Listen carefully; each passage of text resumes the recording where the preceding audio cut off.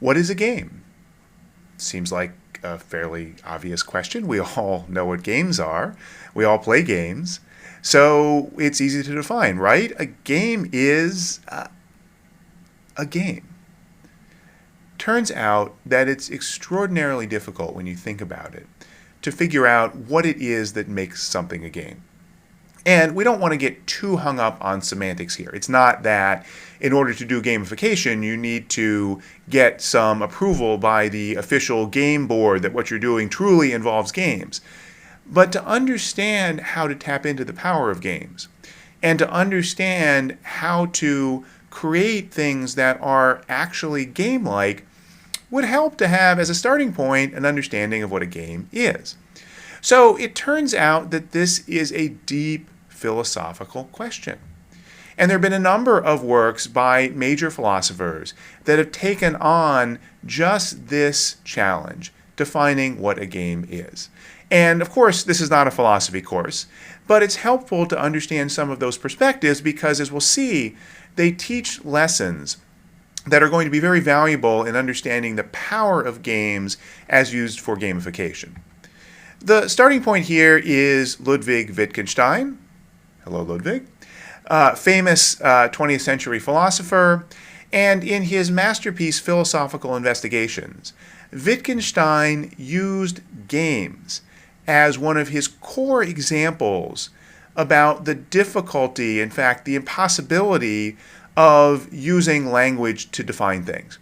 The point that he made, or the argument that he made, was that it is impossible to define what a game is.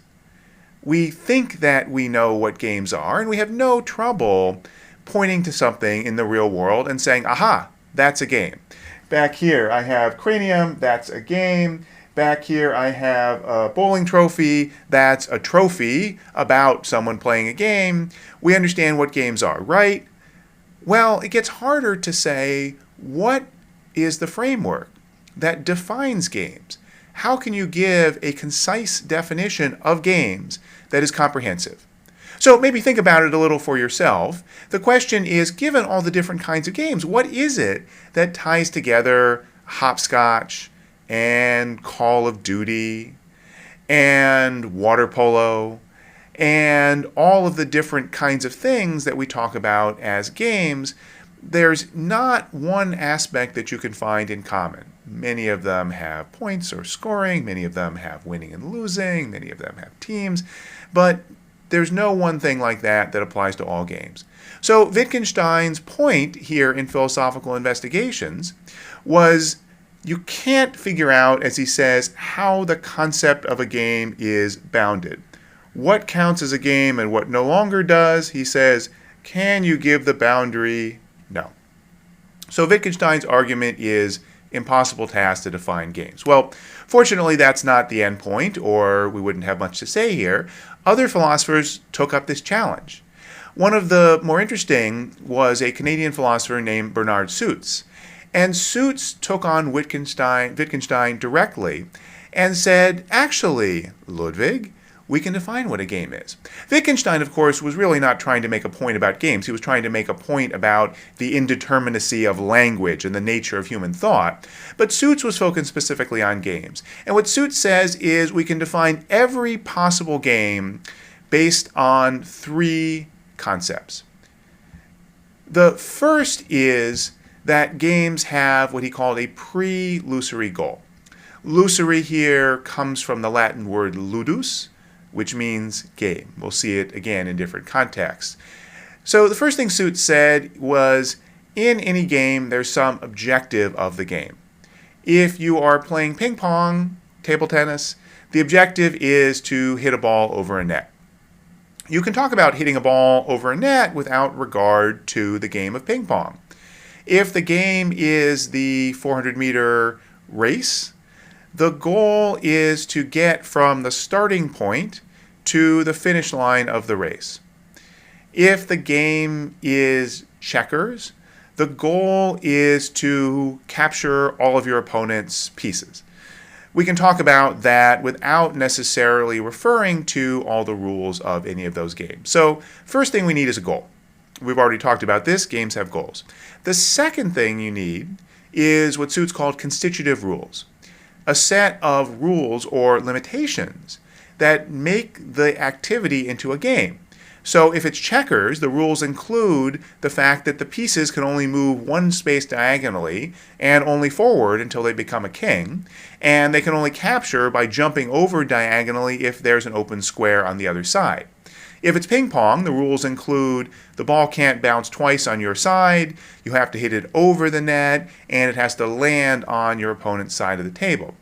Any game has those rules, and those rules are what make it game-like as opposed to just some work objective. The third element is what Suits called a illusory attitude. So there's that word again, illusory, a game-like attitude. What that means is the player follows the rules, and they do so voluntarily. They do so because they have an attitude which says the game means something. Sure, I could play ping pong with an air cannon and using a baseball and fire it 100 miles an hour across the table, not just at my opponent's side of the table, but directly at my opponent's head. And I could do that and say, haha, I've hit the ball over the net, I win the game. But that, whatever that was, wouldn't be ping pong. And the point is, if I care about ping pong, then I'm not going to do that. That's cheating.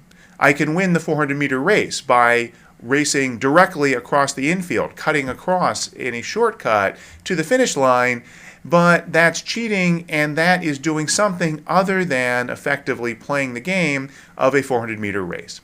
So the point here is, if it's a game, it means something to the players. They want to follow the rules of the game, even though they limit the players' freedom. So another way that Suits put this was, a game is voluntarily overcoming unnecessary obstacles. There are obstacles in our path, we don't have to overcome them, and yet we do, voluntarily. A game must be voluntary for it to be a game. So think about how this relates to gamification. First of all, think about how it relates to every game you can think of. Try and think about different games and how they might fit into Suits' three-part test. But then think about what it means if a game is something that's voluntary, something that has an objective, something that has limitations, and something that has the player thinking that the game is meaningful so that they follow the rules of the game. The final piece of the puzzle comes from the work of an early to mid-20th century Dutch philosopher named Johan Huizinga. And he wrote a book that became very influential called Homo Ludens. Ludens from that same Latin word ludus as the illusory attitude that Bernard Suits talks about. And the book is an extended argument that games and play are essential to what makes us human, even to the serious things in life like religion and government and the legal system. But the point that I want to emphasize here is a concept that Huizinga developed in the book called the magic circle. And his idea was that in a game, there is a physical or a virtual boundary that divides the world of the game from what we could call the real world. In other words, the game is different. It might be a traditional physical boundary, like, for example, the lines around a soccer field. If you are on the pitch, you are playing the game. If you are in the stands, you're not. But it might also be a conceptual boundary. When you sit down and start to play a video game, you are, in a virtual way, embedding yourself in the game. And the point is, when you're in the magic circle, the game rules matter, not the rules of the real world. So this ties into Suits' notion of voluntariness and a illusory attitude, but the notion is that we're essentially in a virtual environment, whether we're, again, on a playing field or looking at a computer screen.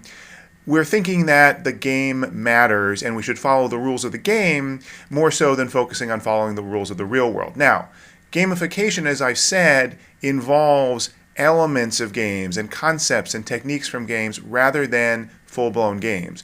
So the challenge and the opportunity for gamification is to put the player as much as possible in the magic circle.